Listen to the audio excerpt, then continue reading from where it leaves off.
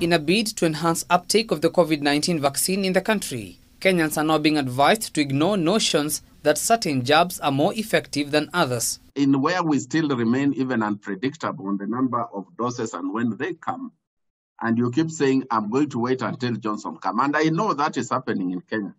You may wait until you find yourself on oxygen.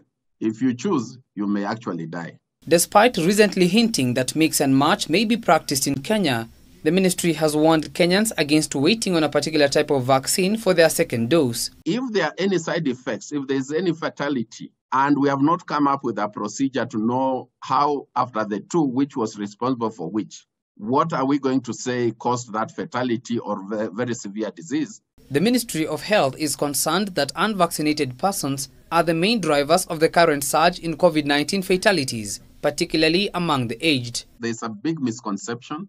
People think if you have diabetes, hypertension, or cancer, then you should not get the jab. You need it more than anybody else. 90% of those deaths are in people who are more than 50 years and above.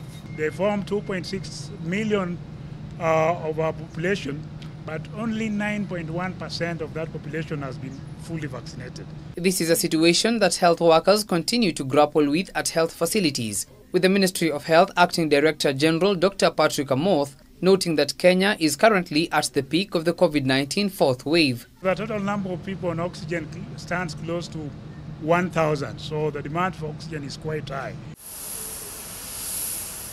As the country continues to receive COVID-19 vaccines, the government, on the other hand, is in the process of revising its deployment plan in an effort to ensure vaccine equity. We looked at Johnson & Johnson to be like our primary vaccine. It is the easiest to administer.